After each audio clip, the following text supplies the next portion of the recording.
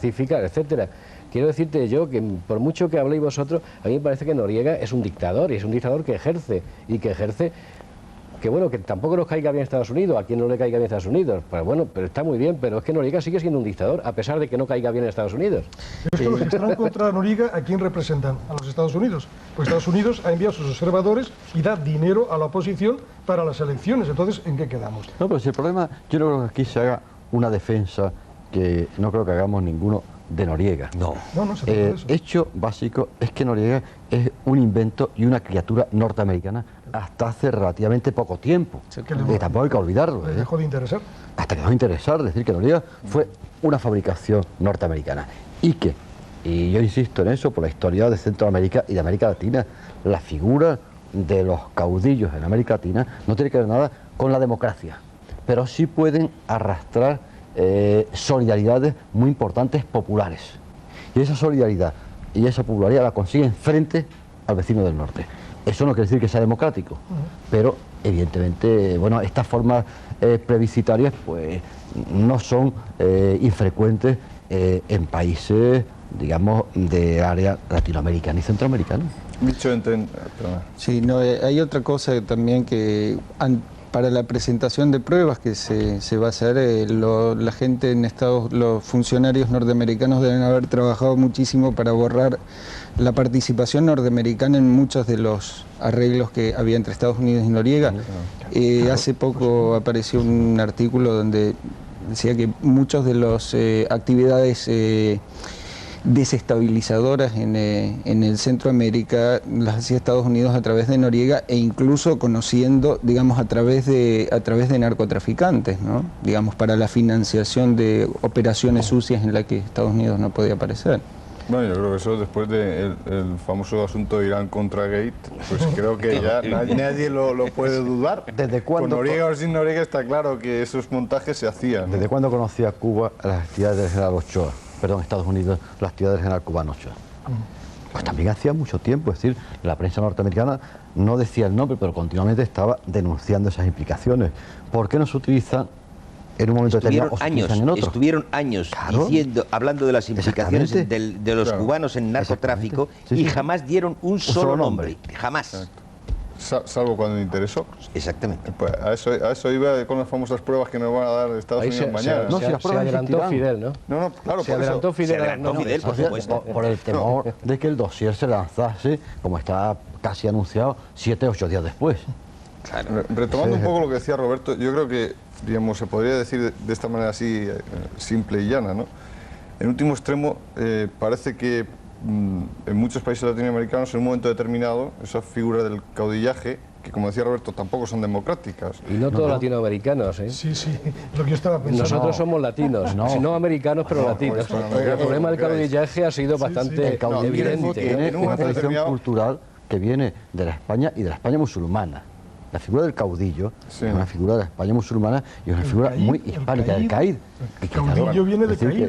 Que para el 92 es otra herencia a celebrar. Lo que parece ser que en un momento determinado esos pueblos prefieren un caudillo, aunque sea dictador, pero de casa, a que venga un dominador de fuera, que en último extremo siempre tiene, bueno, pues la connotación, digamos, de que es extranjero, con todo lo que de xenofobia se puede generar, y que en último extremo siempre genera relaciones de tipo colonial que benefician siempre al extranjero, ¿no? Mientras que el caudillo de casa o el dictador de casa, pues en último extremo beneficia a clases o a dirigentes del propio país, ¿no? Bueno, yo creo que es una dicotomía que cuando un pueblo se encuentra en esa situación parece que siempre opta más por lo de casa que por lo extranjero, ¿no? Bueno, ¿qué os parece? Porque me parece que el tema Panamá está empezando nada más.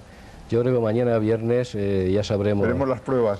Tendremos las pruebas y bueno, y a las pruebas nos remitiremos. Hay un tema que me gustaría que tocáramos de pasada, 5 minutos nada más, porque no creo que puede dar para mucho más, pero me parece que no va a dar para mucho más esta noche. Y es una noticia de esta noche misma. La primera tertulia de agosto, tú estabas, Rafael, ¿no? Sí. Tú no estabas. No. La primera tertulia de agosto sacamos el tema de Camboya, porque acaba de terminar la primera conferencia sobre Camboya. donde todo parecía una maravilla. Ahí todo el mundo se puso de acuerdo. Aquí iban a formar un gobierno de coalición, el príncipe Sihanouk se daba besos con los gemeres rojos. Y yo dije una frase, ¿te acuerdas? Que dije, es tan bonito que no me lo creo. Bueno, pues hoy la conferencia de Camboya, la segunda conferencia de Camboya, ha fracasado y bueno, y se ve muy problemático que esa historia de hadas pues se lleve a la práctica. Bueno, lo primero que habría que decir es que, evidentemente, un problema tan, digamos, históricamente tan prolongado, una guerra tan sangrienta y digamos, que se ha arrastrado ya casi va para los 20 años, no se podía resolver como pretendía, yo no sé, por qué razones ingenuamente Francia, no se podía resolver en unas pocas semanas. Es decir, incluso en el mejor de los casos, la guerra de Vietnam lo demostró, las negociaciones para resolver ese tipo de conflictos son arduas, duraderas, trabajosas, y solo al final se puede encontrar algún tipo de solución, no siempre, diríamos, aceptable para todas las partes, ¿no? Luego, por tanto, había que sospechar que en 2 semanas o en 3 semanas se pretendía resolver ese problema. Y lo segundo es que efectivamente, claro, eso ha fracasado y la interrogante que surge ahora es si como se plantea, se van a reunir en la primavera del año que viene, ¿qué va a ocurrir de aquí a la primavera del año que viene, ¿no? Y parece que todo apunta a que lo que va a ocurrir una vez se retire en el mes próximo los vietnamitas... El día 27 empieza la retirada. Va a haber un enfrentamiento entre el gobierno pro-vietnamita que hay en este momento, pero ya basándose en sus propias fuerzas, y eso sí, con el suministro de armas, etcétera, que seguirá recibiendo, y después las 3 grandes formaciones, diríamos, guerrilleras. Para mí, lo que va a decidir en esa situación si, diríamos, la balanza se inclina hacia los gemeres rojos, que son realmente los verdaderamente temidos, o hacia el gobierno que actualmente pro-vietnamita, que actualmente existe, es la postura del príncipe Norodom Sihanouk y las fuerzas que él representa dentro del país. Y parece que el príncipe está muy a favor de los gemeres rojos, con lo cual yo creo que la situación... Está a favor de todo el mundo. Claro, sí. Para mí Norodom Sihanouk me rejuvenece mucho. Sí, a mí también. Desde era pequeño, a mí también. Oímos hablar de Norodom Sihanouk. Yo, como ya sabe el moderador, yo disiento mucho. Yo no acabo de aceptar la noticia del fracaso de la conferencia de Camboya. Sí, yo creo que va a haber conferencia de paz en Camboya durante años. Durante antes 5 años. En Vietnam fueron 5 años. De noviembre, desde mayo del 68, enero del 73. Y además, las fases más duras de la guerra, la ofensiva del Tet, están negociando en París cuando tiene lugar la ofensiva del Tet.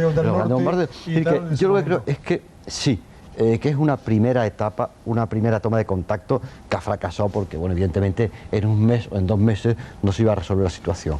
Pero el tema de Camboya no pasa por la voluntad de los camboyanos, pasa también por la voluntad de 3 grandes potencias: China Popular, Unión Soviética, Estados Unidos y una potencia regional muy importante que es Vietnam. Y yo apostaría, claro, no evidentemente a un plazo inmediato, pero a un plazo moderadamente corto, que son 2-3 años, a que evidentemente la paz en Camboya es que ahora mismo es la única salida para Camboya, no hay otra. Lo que pasa es que nunca se puede saber nada, vamos. Camboya, en la época del Vietnam, sí. Yo iba a Vietnam, me lo conozco bien, y Camboya era el lugar de descanso. Los periodistas en Vietnam, cuando ya no se podía estar más, pues se iba a Phnom Penh a descansar. Dentro de los problemas que Sihanouk ponía con los periodistas, que no se fiaba de ellos y tal vez hiciera bien. Bueno, y era un pueblo amable, tranquilo, pacífico, pues no sé, los nombres de Sihanoukville, de Siem Reap, Kompong Chom, el propio Phnom Penh, eran ciudades magníficas, relajantes. Y de pronto estalló la guerra, los norteamericanos invadieron Camboya para retirar a su ejército, bueno, y entonces esto se convirtió en una manada de salvajes. Hubo aquel régimen impresentable de Pol Pot que causó 1 millón de muertos, y es inimaginable aquella gente tan dulce que te saludaba así, que no te engañaban nunca en los precios de los taxis, que era una cosa completamente al margen de lo que era Vietnam y de lo que era incluso Laos. Bueno, y que esta gente de pronto se convirtieran en bestias asesinas salvajes. Es una cosa increíble. espero efectivamente lo que tú dices, y yo creo también eso, que en unos años, 2, 3, 4, 5 años, eso se va a arreglar. Lo que pasa es que también habrá que pensar un día y pedir responsabilidades de por qué ocurrió esto. Porque a sangre fría se hizo la invasión de Camboya, se provocó una guerra atroz, han habido un montón de muertos, no sé si era 1 millón, otra vez más o tal vez un poco menos, y lo curioso es que el hombre que decidió esa invasión le dieron el Premio Nobel de la Paz, Sí, señor. lo cual resulta un poco lamentable. Si me dejas 2 minutos... Te dejo 2 minutos. Yo estoy totalmente de acuerdo contigo en lo que se refiere al acuerdo de Camboya, pero lo reduzco a 2 interlocutores, la Unión Soviética y China Popular. Sí.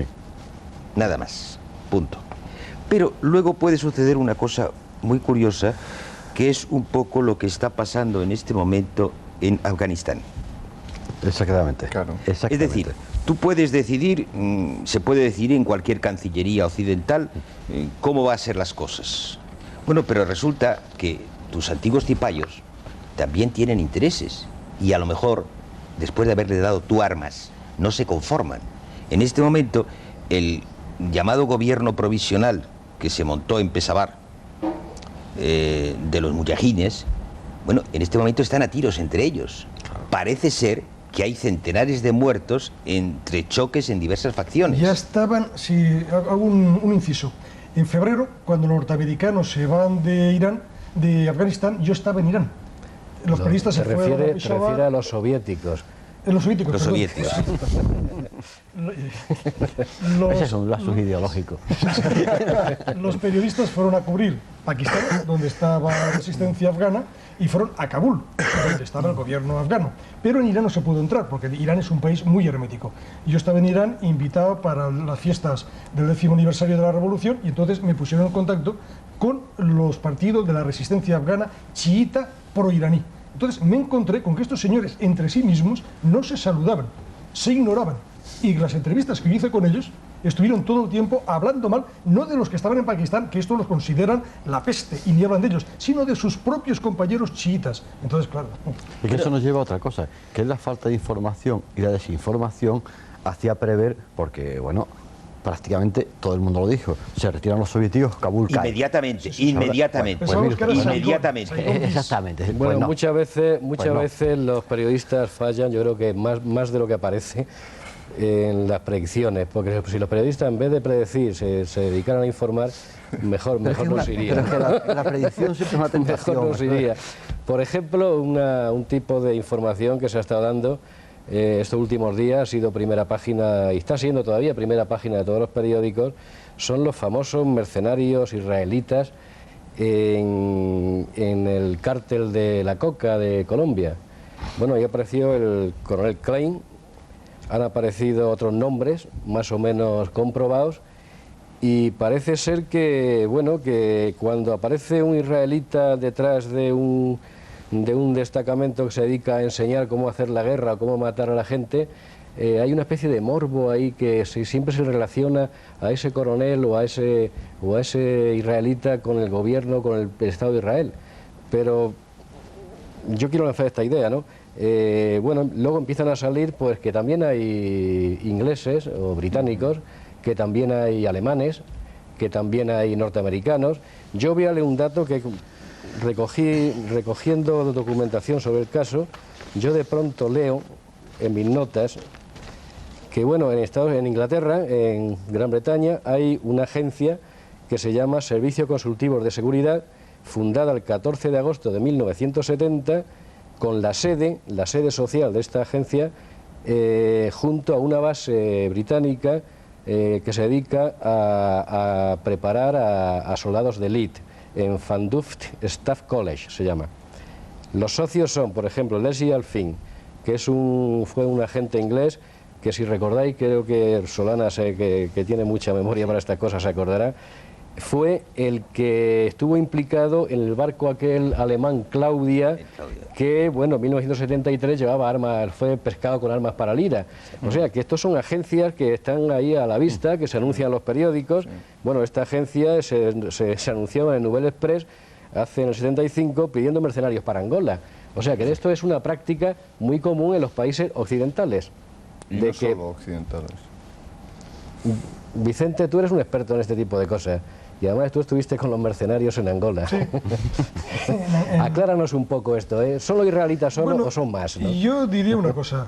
O sea, mercenarios, la palabra mercenarios en sentido moderno empieza en Katanga cuando Chombe declara la independencia unilateral y trae a los afroes, que dice él, y que se convierten, se llaman mercenarios. Luego Chombe pasa al gobierno central en Congo, Leopoldville, y los mercenarios pues se convierten en una cosa tremendamente popular en aquel momento. Y yo creo que los mercenarios luego están todavía en Biafra, donde estuve con ellos, en Yemen, que estuve con ellos. Ahora, este coronel que hemos visto en las imágenes de televisión, vestido de paisano, con su macuto a la espalda, el fusil a las manos, este no es un mercenario, este es un terrorista, simplemente al frente de otra coalición de bandidos. El mercenario yo no lo defiendo en absoluto. Prefiero, el mercenario tenía dentro de su sistema y tal una disciplina militar, una uniformidad, eran fusilados cuando hicieron cosas mal y tal. Bueno, era un ejército de fortuna, pagado, pero un ejército con una disciplina. Ahora, estos no son mercenarios, aunque se le llame mercenarios. Yo no lo llamaría por lo menos. Yo pienso que eso es otra cosa, porque este tampoco es un instructor. O sea, las imágenes que hemos visto en televisión no es un instructor. Sabemos lo que es un instructor y es una cosa muy distinta. El tío que va como uno más durante el combate o durante la simulación del combate. Este combate con ellos. O sea, este no. Este es un bandido más dentro de los bandidos. Bueno, Perdona, Solana, me parece que por educación deberíamos dar paso ahora a nuestro periodista israelí por alusiones, aunque sea. Sí, sí. Mira, yo desde que hablamos esta mañana para invitarme al programa me quedé pensando, digamos, lo mismo que dijiste en la apertura, ¿no? Digamos que cuando son israelíes los que están metidos en el asunto, entonces ya es noticia. Yo pienso que es noticia en Colombia, donde, por ejemplo, no es noticia que algún militar o que algún policía o que algún funcionario esté metido en la cuestión esta, y que algún extranjero que aparezca por aquí sea noticia. Es noticia en Israel por una diversidad de razones, ¿no? Sobre todo por una cuestión de autoimagen, por una cuestión de que es un teniente coronel como el tal Klein, que es como todas las personas de su edad, él tiene 44 años, sigue siendo activo en la reserva, es decir, una vez cada año o 2 veces cada año, según sea necesario, lo llamarán.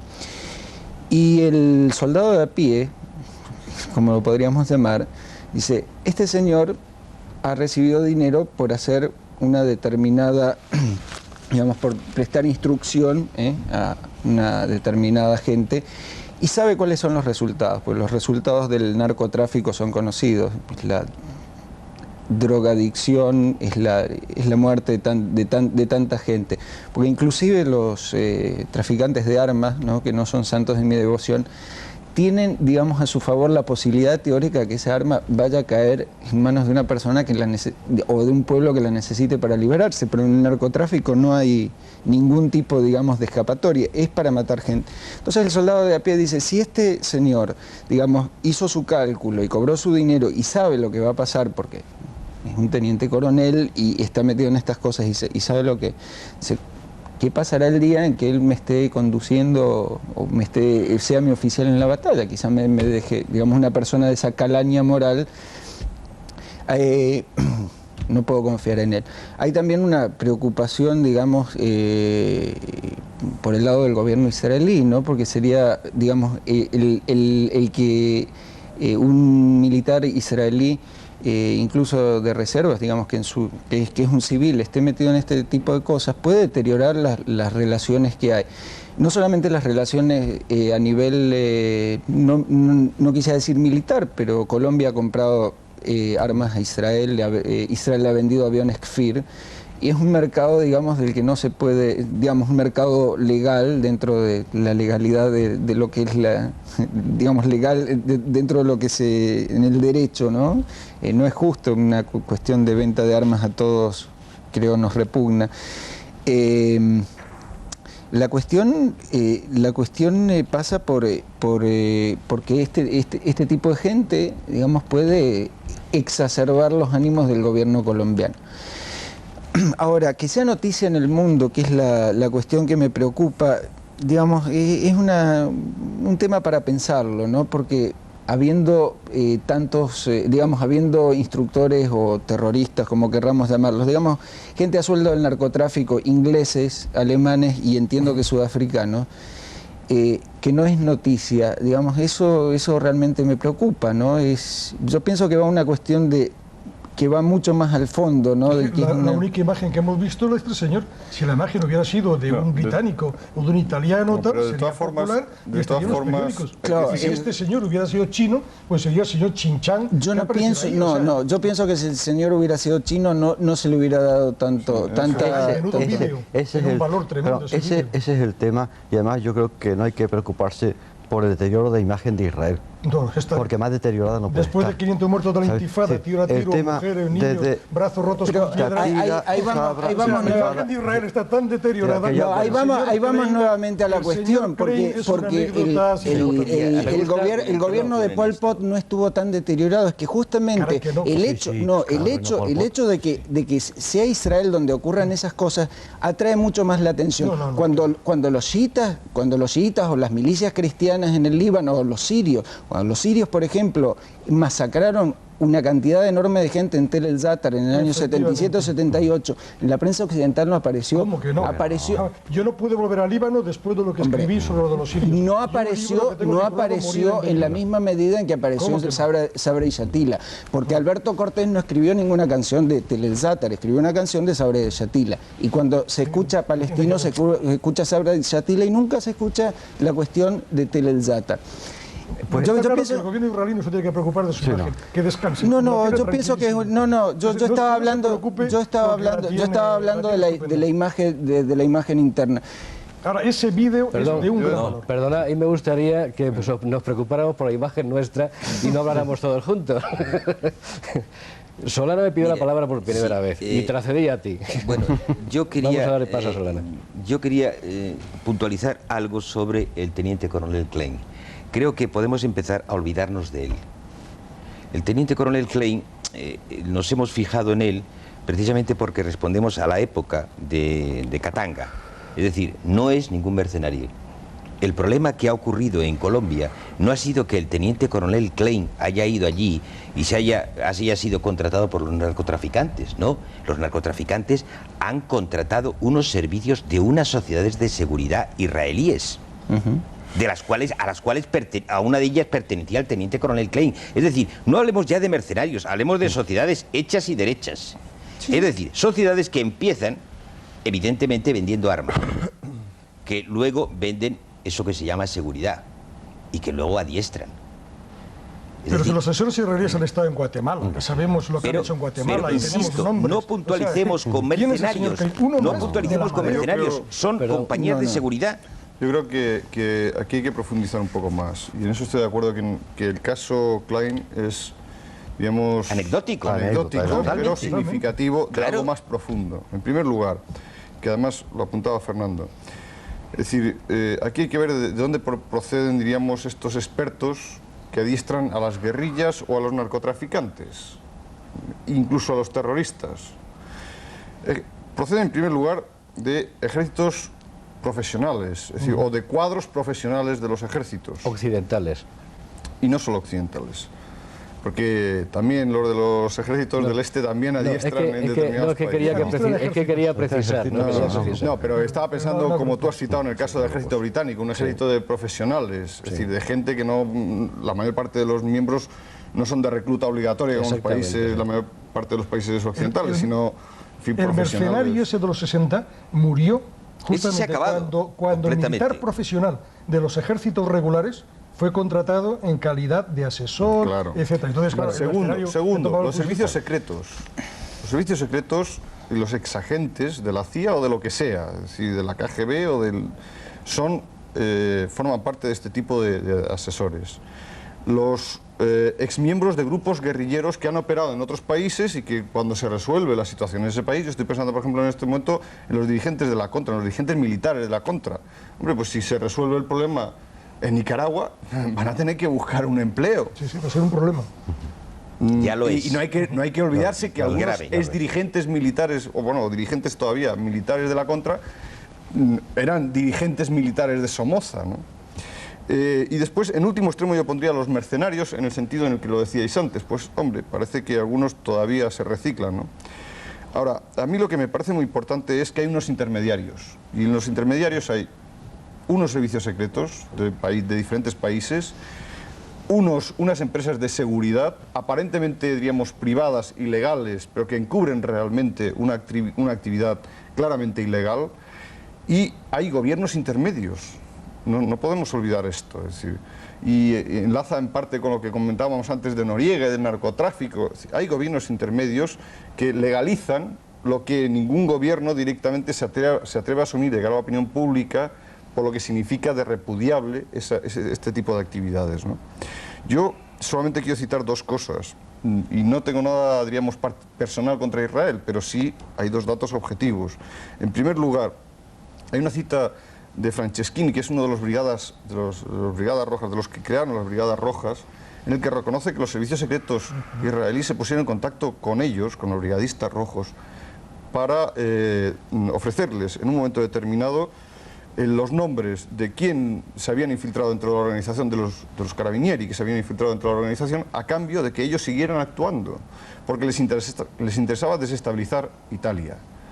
Y les interesaba desestabilizar Italia en un contexto del Mediterráneo, para que la política de Estados Unidos siguiese apoyándose más firmemente en Israel. Y otro caso también conocido, el de Philip Agee, que ha denunciado constantemente las intervenciones de la CIA. Yo personalmente, en el caso este que se cita, es decir, que en abril de este año, del año 89, una revista colombiana, que se llama Semana, ya denunció esto. Es decir, que para los colombianos no ha sido una noticia, es noticia para nosotros, los europeos, y tal vez para los israelíes, pero para el gobierno colombiano no era una noticia que había habido instructores israelíes, 5 concretamente, y 11 instructores británicos, de los cuales, por cierto, se habla menos.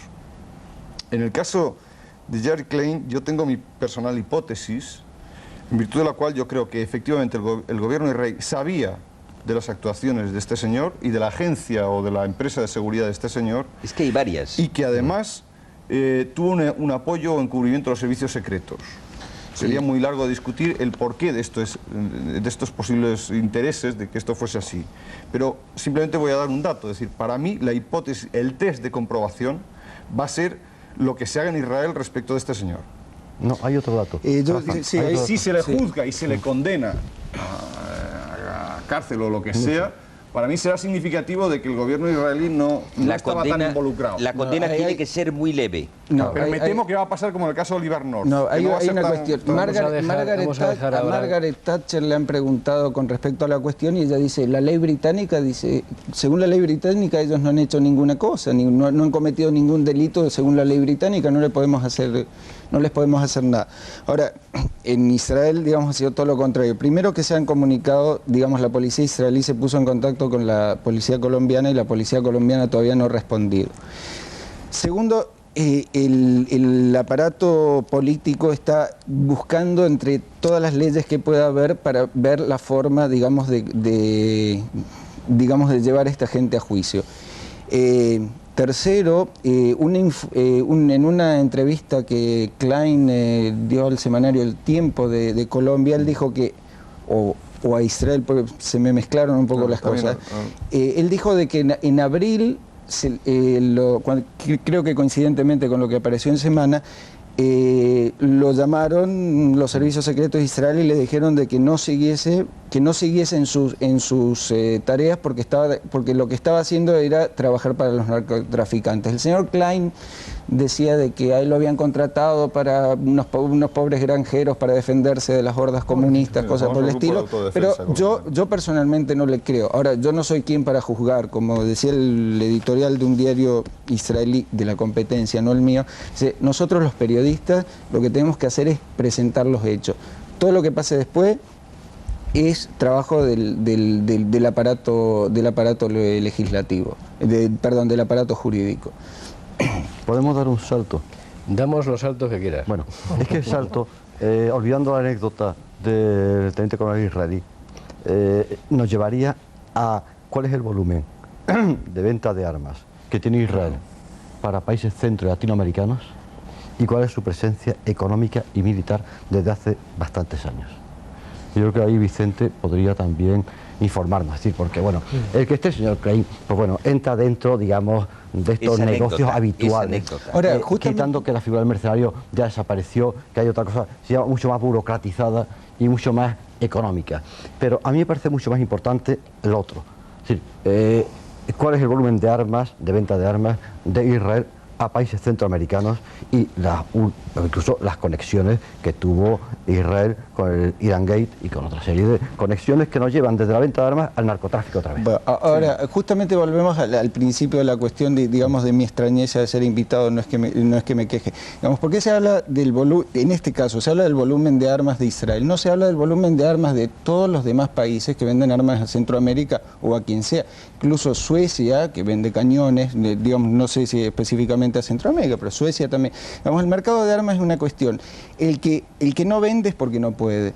Porque todo país que pueda vender armas, que las pueda colocar en la tribu más alejada de la Melanesia, pues lo va a hacer. Estoy de acuerdo. Lo hace Estados Unidos, lo hacen las grandes España potencias, coincide, lo por hace ejemplo, Israel, con lo hace Senegal. España, lo hace Suecia, lo hace Suiza. Yo estoy de incluso. acuerdo, el pecado de uno no excusa los pecados. No, pero justamente, Sí, ¿por qué sí, no estamos se puede hablando, responder. estamos hablando de Israel y no estamos hablando de los demás? Pues de Estados Unidos hemos hablado casi 40 No, minutos. hemos hablado de Estados Unidos, pero Mucho. porque Es curioso, digamos, un país- ¿qué que es lo un país tan característico pequeño de...? y tal sea un enorme vendedor y además un competidor formidable para grandes potencias? Bueno. En algún país de América, por ejemplo Venezuela, Porque tiene su vende industria poco. de armas. El Sí, Áraba, los fusiles de asalto UCI. Oye, poca es que el cosa. UCI es muy bueno. Sí, pero digo, ya, tampoco.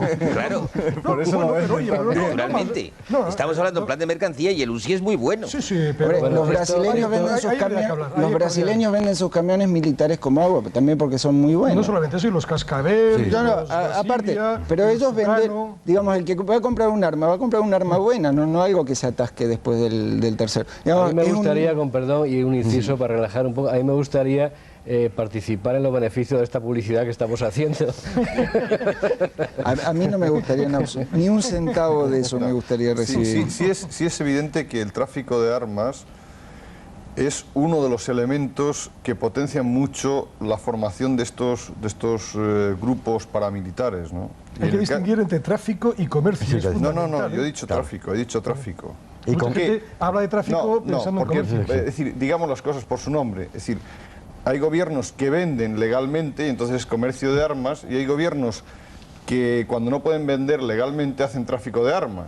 Y en este país los periódicos han denunciado que en la famosa guerra irano-iraquí, legalmente España no podía vender armas a unos y a otros y vendía armas a los dos. Por eso tengo clara la distinción, pero también quiero decir que los gobiernos no se paran mucho en estas delimitaciones Bueno, legales. eso tiene su lógica. Yo una vez en Líbano conocí a un traficante de armas que vendía a todos los bandos y además tenía un eslogan que a él le parecía que le da un efecto tremendo. Él decía: yo le vendo las mismas armas que tiene el enemigo, así que cuando le cojan ustedes al enemigo un fusil o munición, le vale para la vuestra. O sea que... Claro, era Fernando, aún más. Es un comerciante. Sí, estamos hablando del narcotráfico, todos los condenamos. ¿Quién se pregunta con qué dinero le pagan las armas? Sí, ¿Con qué dinero pagan las Se armas? paga- sí, ¿con qué Hombre. dinero se negocia? Evidentemente, todos sabemos que mucho se está pagando a otros países con este dinero negro, ya que está tan de moda, blanquear el claro, dinero. claro, por el claro, dinero por- de por eso decía, Exactamente, por eso sí, claro. decía. Sí, el narcotráfico es muy Los malo, señores que pero se rasgan las vestiduras el y dinero van que a procede del presentar contra narcotráfico Noriega no es tan pruebas, malo. Claro. ellos han negociado con eso. Exacto. Dices, vamos, Lo cual nos lleva es a un punto cinismo muy impresionante. interesante, y es por qué cuando parece que está decayendo la cruzada contra el terrorismo, que fue propia de la época de Reagan, ahora en la época de Bush reaparece, coincidió también en los últimos años de Reagan, pero ahora reaparece una nueva cruzada, que es la cruzada contra el narcotráfico, ¿no?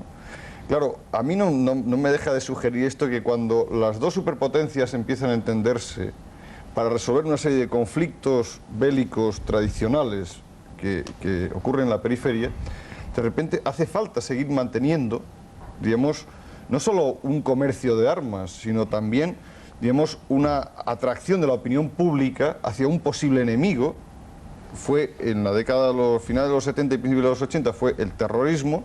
Parece que el terrorismo, con esto de los arreglos entre los dos bloques, también está últimamente en crisis. Y ahora reaparece el narcotráfico que existía con anterioridad. Es decir, los primeros grupos de autodefensa en Colombia se crean en el año 83, ¿no? En plena época Reagan. Y sin embargo, en ese momento, los narcotraficantes entraron a dominar esos grupos en el año 85, ¿no? Y ahora, de repente, es decir, casi 5 años después, de repente aparece la explosión del narcotráfico y se le vincula naturalmente. Igual que se le vinculaba al terrorismo con el comercio de armas, porque es cierto. Las armas hoy en día hay otra se buscan explicación circuitos también a paralelos, eso. ¿no? Hay otra explicación también a eso. En este momento parece que hay, digamos, una guerra declarada del mundo bien pensante contra los grandes capos